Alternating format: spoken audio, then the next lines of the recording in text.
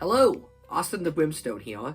While the whole world seemingly has the Barbie bug, I thought it would be a great time to look at a Barbie furry fashion doll. If only Barbie had gone furry, then there'd be something perfect to talk about, Kind of ride that hype train of Barbie. Well, there have been, actually, a lot of furry fashion dolls, more than you would think. The most famous of which is probably Pinkie Cooper and the Jet Set Pets, a doll line from 2013 of dog ladies made by the company mainly known for making Lord of the Rings action figures. Yeah, this line is a real oddity, and she deserves her own proper video. I have a whole bunch of these dolls, and there is a fascinating history behind these. But with the Barbie movie being so focused around Mattel, the evil corporate overlords of Mattel, I really wanted a Mattel product. And as great as this is technically not Barbie, not a Mattel product. If only Mattel made a Barbie furry doll. Now, Barbie has dressed like a cat before, and I do have this collector doll here, but that's not quite furry enough. That's just a cat costume. Monster High, one of Mattel's most popular doll lines, has had a whole host of furry animal characters that blend in with the monsters. We have cat girls, gorgons, and snake women. Love that, being a big mythology fan. But that's just not weird enough. I really want something strange. A Mattel doll line that is specifically furry. If only there was something like that. Yes, today we're going to be looking at Gorgeous Creatures, Mattel's bizarre attempt at furry dolls from the 1970s. Buckle up, because this is a weird one. It's Brimstone. Yeah, right, Brimstone. So these bizarre dolls require a bit of an explanation, and unfortunately, there's not a lot known about them. They came out in the late 70s, 1979, that's what it says on the back here, and from what I gather and have read, these exist to compete with the Muppet Show. 1979 was kind of the height of Muppet Mania, with the Muppet movie and all. So toys take about, 5 years of R&D, especially a new IP in the 70s before digital technology. These probably took like 4 or 5 years to develop, because they're not just head swaps of Barbies. These are completely new dolls on new bodies. A lot of tooling and money went into these. So I'm gonna guess this line went into development around 1976, 77, right when the Muppet Show was really starting to pick up steam. And someone at Mattel thought, this is it. This is the key to success. Miss Piggy and the Muppets are gonna be huge, and little girls everywhere are gonna want pig fashion dolls and farm animal dolls, and we're just gonna beat the Henson Company to the punch. Well, it didn't quite happen. The Muppet merchandise was not quite as popular as it should have been, honestly. There was a lot of great vintage Muppet toys, but a lot of them were aimed towards a really young demographic, and I just think people weren't ready yet for awesome Muppet toys. Not until the kids grew up with the Muppets did they then realize, how badly they wanted Muppets toys. And the 2000s gave us more than enough awesome Muppet stuff. Muppet action figures, play sets, dolls, the whole shebang. The world was not ready yet for Pig Woman. But she's not alone. She's got a whole host of lovely animal ladies, and I just happen to have complete boxed examples. So we're definitely gonna take a closer look at these gorgeous creatures. So our first gal is Miss Giddy Yup, and if you couldn't tell by the name, she is obviously a horse. Okay, not the most creative name, and honestly, her head is, let's just say it is hideous. These have a bizarre style and sensibility to them, but some of them are quite beautiful, as we will see. So it says, Gorgeous Creatures, Miss Giddy Up is a real clothes horse. Is that a real term? A clothes horse? I have never heard that before. Here she is in the mirror, admiring her beautiful face, and it says, pretend she's in a dress shop. So she doesn't actually own this dress, she's just trying it on in the dressing room. Miss Giddy Up is actually very poor, and this is how she gets bougie Instagram photos. Her life is a lie.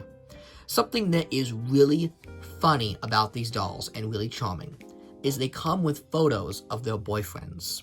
So she has a horse boyfriend here that is a jockey, which is really funny and ironic. And I just think that's neat.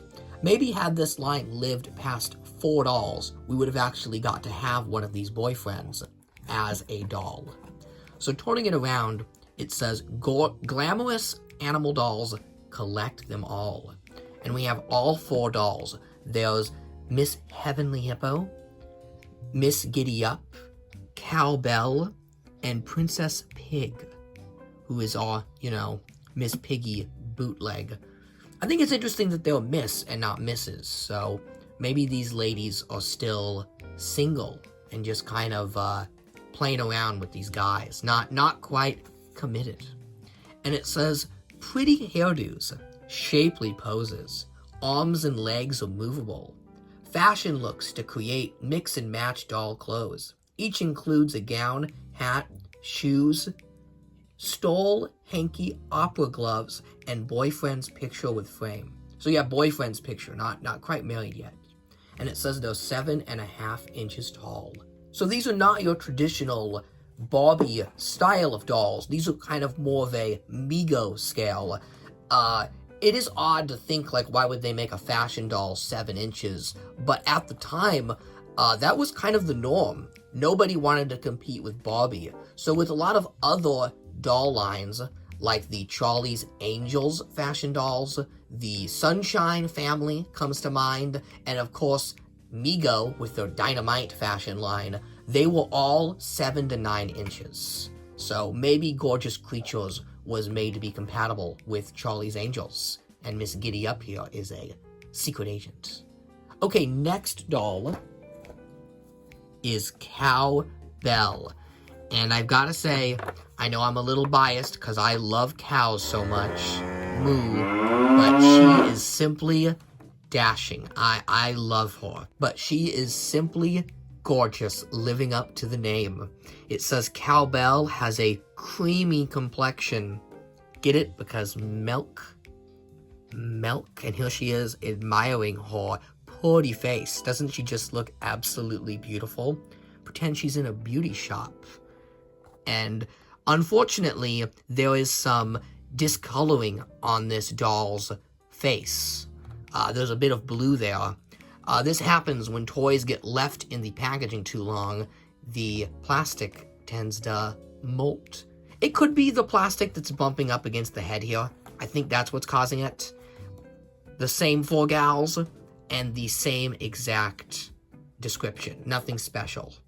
And here's some of the stuff I didn't show with the last doll, Mattel, 1979, made in Taiwan, label in Hong Kong, balance in the Philippines. Wow, this doll just made the full circuit around all of the Asia continent, didn't it?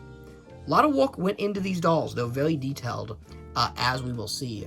But these 2 gals here are such nice display pieces in this packaging with these boxes. I can't bring myself to open these. They're just too gorgeous as it is. They just display great. You've got the doll, the photo. I'm gonna keep these in the box. If only I had a double that I could open and tear open. Oh wait, I do. Yeah, I bought a second Cowbell, one with a ripped card and a non-damaged face, making her ideal for opening.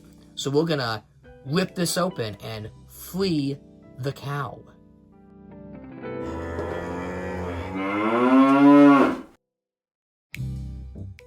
But I do have Princess Pig.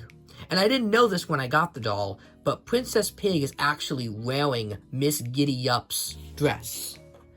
Remember how she's in that dress shop because she's too poor to buy clothes? So she's just trying on dresses and faking her bougie Instagram lifestyle. Well, it turns out Miss Pig is a diva like Miss Piggy, and she actually can afford those fancy dresses. So she actually bought one and laughs in the face of Miss Giddy Up. So here is the doll.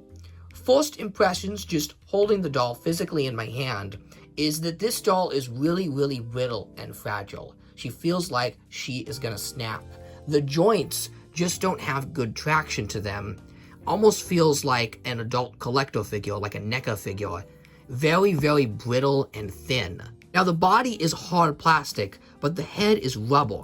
That beautiful pig head is squishy, so you can squish her. And it's attached via a ball joint on the head, making this an early example of ball-jointed articulation in figures, which was super rare at the time. Barbie dolls, I still think at this point, had just either swivel heads or they had the ball and socket that was non-removable. This is a removable ball joint head like you see on Marvel Legends and modern action figures. She is beautifully detailed, earrings, dress, she's supposed to have shoes. We're going to get a better look at what these complete dolls look like when we open up the cow, because she has all her fancy things.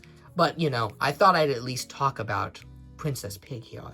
And since she doesn't have much to her, this is a great opportunity to undress. Are you ready?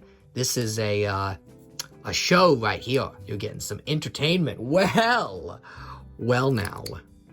This has a detailed corset I was not expecting. I just figured it would be a flesh, solid color body, but look at that beautiful underwear she has on. Wow. Princess Pig shops at, Furry Victoria's Secret. What's the Furry equivalent of Victoria's Secret? Nim's Secret. I just thought of that. I'm coining that right now. Nim's Secret. There's the Furry lingerie store. And another takeaway I have from looking at the body of this doll is she is chunky. She got a little bit of meat on her bone. She be thick. And I'm here for it. This may be one of the earliest examples I have seen of a plus-sized fashion doll. They definitely went out of their way to sculpt her being chubby. And it makes total sense, because, you know, you got pigs, cows, hippos, animals that are known for having a lot of fat, a lot of blubber.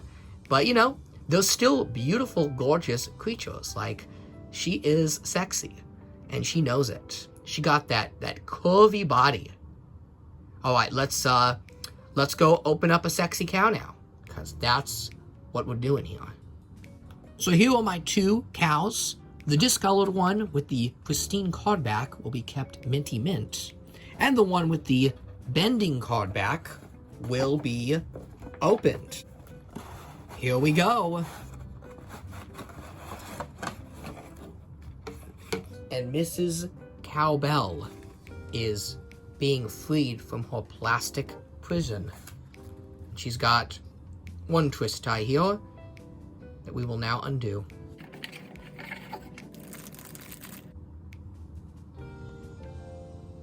Moo! Here she is, Cowbell, our southern darling. She's definitely got that kind of southern lady look with like a shawl and a beautiful ornate dress. She also looks very 1920s, like she's gonna go to a Prohibition era nightclub and sing. Like if you ever watched a detective movie, like if you watched a detective movie about detective cows, I don't know why that would exist, but let's just say it does for the sake of this analogy. She would be at that scene where like she's all lit by the light from up above, and she's like singing all sexy, and she's like, Old MacDonald had a farm, ooh. Yeah, I like her. She's pretty. I like her head sculpt a lot more than the pig. She's got these little bull horns, which I think is really cute. I know female bulls do have horns, which is something that is often omitted from cartoon designs, because the horns are very masculine in nature, but they were going for accuracy. They wanted this to look like a female bull, I mean, as you can see. Though, something that is funny, and has some cartoon logic behind it, is her earrings. She has earrings located here where traditional ears would be, and not on her animal ears. So you've kind of got an Arthur headphones situation going on there. She does have a necklace and a dress, and if you are hearing plastic sounds in the background, those are her shoes, which keep falling off. So I've tried to do like 6 takes with the shoes staying on, and they simply won't. So this is as good as you're gonna get. These high heels barely stay on the doll. I bet you they were the first thing kids lost when they got these, making them very rare on loose examples. And I'm just going to take them off and remove them and put them in a bin, because if I keep them displayed on her, this doll is gonna lose these shoes. I guarantee it. This is a very ornate doll that almost feels like a collector's piece. There are so many different materials. As you can see, the bottom of the dress is kind of translucent, so you can see her shapely fine legs. She's got shiny jewelry all over her. She's got this soft shawl she's wearing and this headdress that is very feminine and beautiful. And I think all these different materials combined with the new tooling made this a very expensive doll line to develop, which may explain the high price point. You see, I was looking at my other boxed example of cowbell, and I noticed on the top we have a price tag from Gemco. Yeah, who remembers Gemco? If you do, you're real old school, because I sure don't. But it was $7.76 at Gemco. And you may think, well, that's cheap for a doll. Well, no, inflation was different back then, and $7.76 for a fashion doll. Not just a fashion doll, but one that is half the size of Barbie at only 7 inches is really expensive. You could have gotten an Amigo doll that's the same size and of a licensed character like Supergirl for half the price. So it was asking a lot of little girls to beg their parents for the fancy, curvy cow woman who cost nearly double the amount of other dolls at the time. So I understand why this line failed, unfortunately, even if I quite love the concept. Cowbell comes with some accessories. Her comb and brush and all that stuff is just simply plastic molded onto a tree, like you would see with Teenage Mutant Ninja Turtles some 15 years later. I'm not going to punch these out because I'll lose them, so I'm just going to keep them like this.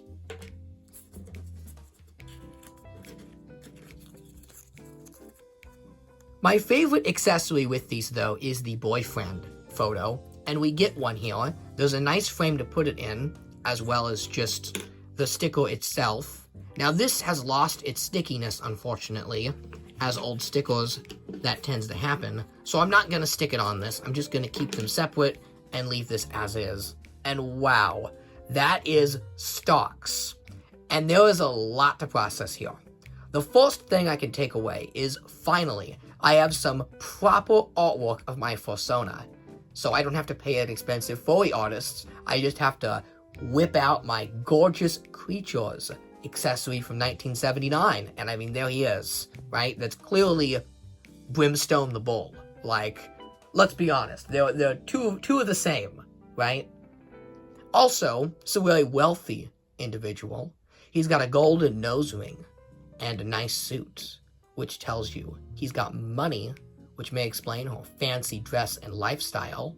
Again, Miss Giddy Up has no money, but Cow Lady does.